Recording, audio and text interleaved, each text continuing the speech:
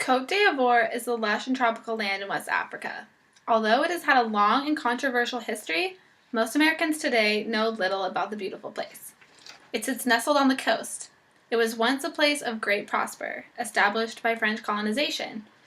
They gained independence around 1960, and a dysfunctional government has been prominent ever since. They have had many presidents that ruled with great power, yet it was in 2010 that a terrifying controversy arose about an election. When both candidates claimed victory, a crisis began. Violence broke out soon after, and the country's north and south split due to rivaling support of the candidates. As time went on, the violence only escalated, and it sparked one of the most comprehensive human rights controversies in Ivory Coast history. From Côte d'Ivoire's beginning, government had always been an issue. The country was in the first civil war for many years, which took a precedent over an election. The government acted forcefully against many of its citizens, and this caused the formation of the New Forces group, whom opposed the government. Originally, an election was supposed to be held in 2005, but it was placed in 2010 due to complications with the war. The north and south of the country were divided among themselves, with the South supporting the former President Gbagbo and the North supporting candidate Ouattara. In this map, we see the split in supporters, with the New Forces in the north and the government in the south. As the election took place, more and more conflict arose. After the second round of polling, results showed that Ouattara had won the election. Following this news, the president of the Constitutional Council claimed the results were invalid and that Gbagbo had actually won. This caused confusion among the people of Côte d'Ivoire and continued when both men took the presidential oath of office. This picture displays both men, with Ouattara on the left and Gbagbo on the right. This controversy led to the horrible dispute of the Ivorian crisis and the Second Civil War of the nation. With many people backing up both newly sworn-in presidents, it was unclear what would happen next. Reactions were different from person to person, but rallies from each side were set in motion. According to a profile of Ivory Coast one-time Iron Lady Simone Gbagbo in the campaign for the 2010 presidential elections, which Laurent Gbagbo had managed to postpone for 5 years after the end of his mandate, she was the first to condemn Ouattara, the scourge. She stated, "If you put a fighter at the head of your country, it is because you want violence." She spoke directly to Ouattara's supporters, which sparked fire in the hearts of his followers. These rallies indeed began to turn violent, while supporters of each side clashed. Yet more violence seemingly came from the Gbagbo militia. The United Nations Human Rights Council stated they strongly condemned human rights violations that had taken place in Côte d'Ivoire, that occurred in different parts of Côte d'Ivoire in relation to the conclusion to the 2010 presidential election. The United Nations began to take a stand in the problems in Côte d'Ivoire, as well stated they backed Ouattara as president to ensure the humanity of the citizens as seen by the United Nations Human Rights Council. As the clashing continued, violence seemed to escalate rapidly. Gbagbo's militias and Ouattara's supporters clashed without much interference, which was caused by a lot of outbreaks and fighting and many deaths. This picture shows one of the many violent outbreaks of the times, with protesters fiercely shouting and burning things. Leaders from another African country began to see the problem, and they invested their support in Ouattara. President of South Africa, Thabo Mbeki, tried to act as a mediator between the two, but nothing seemed to work. The UN was at a loss on what to do, and the US even invested thought into the arising crisis.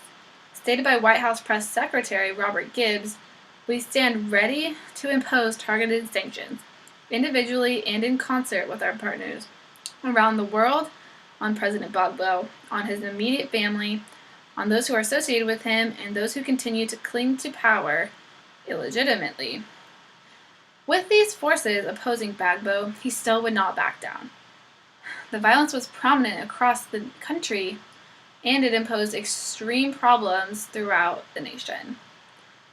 While the violence spread, acts of nonviolence tried to shine through in the hard times. In one major city, a large group of women got together in the streets, and they banged on pots and pans to signal the arrival of the troops. Women became very involved in nonviolent movements to stop the crisis. Peace protests were common against Gbagbo's ruthless forces. As nonviolent approaches gained popularity, so did violence to counter that.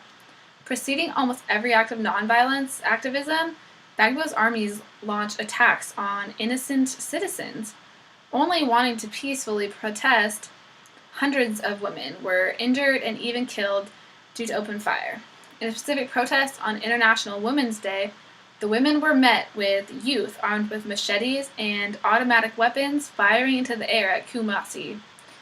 These protesters were only trying to make a peaceful protest, portraying how they felt about their country, but instead they were faced with horrible consequences. The rights of the people were stripped from them completely. Something had to be done. Gbagbo hit opposing forces head-on. It was alleged that a mass grave of opposition supporters had been dug in a pro-Gbagbo neighborhood in Abidjan, stated by Russell. As the violence continued, it only got worse, with multiple deaths in each class of supporters. Machine guns and grenades were common, and fear broke out in the entire country. Gbagbo mobs raided UN offices and foreign businesses, and chaos arose. He even attained forces from Liberia to aid in his fight. Women have been beaten, stripped, assaulted, and raped. When will the international community realize that a murderous insanity has begun in Ivory Coast? Collet questioned. With the havoc coming forth, people around the world began to see the truth in the situation. Essentially, a civil war broke out in the Ivory Coast. Ouattara's forces, named Republican Forces of Côte d'Ivoire, launched a full military offense soon after he declared all peaceful solutions were exhausted. The Republican Forces of Côte d'Ivoire had some struggles, but they quickly advanced on Gbagbo's armies. This was indeed the next civil war of the nation. The force moved with ferocity against Gbagbo, yet killed many as time went on. Seeing the need at hand, French and UN forces joined the Republican forces. While Ouattara's army kept moving forward, Gbagbo claimed the need for a recount, and he declared his victory once again. His power was instilled for a while, but soon crumbled. Overall, Ouattara had the upper hand, and many supporters around the world, and resumed his new position of president of Côte d'Ivoire. Gbagbo was sought after and arrested for crimes of economic stature. This civil war seemed close to over, but the controversy was still largely at hand. The most disturbing, controversial topic of the crisis was that of human rights. It is clear that violence was used through this crippling time period. Although Gbagbo was seen as the perpetrator and the one at fault, who is to say that the violence acted out by Ouattara was not an extreme violation of human rights as well? Human rights issues are prominent all over the globe, and the line of what is humane and what is not is debated around the world.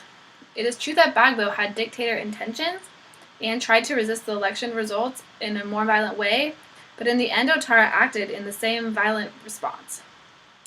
Many have debated the validity of Ouattara coming away victorious with few scratches, while he inflicted more than scratches to others. Gbagbo harshly murdered followers of Ouattara, and although he was arrested for economic stature, many people see his mass murders as a part of his arrest. People that follow him are completely appalled at his arrest compared to Ouattara's victory. Gbagbo and supporters see this as unlawful and want justice, by way of Ouattara paying for his murders as well. No matter which side citizens took, each was impacted by the 2010 election crisis. Both parties were impacted heavily with many deaths, and, although not originally intended by Ouattara, the fight for presidency turned violent.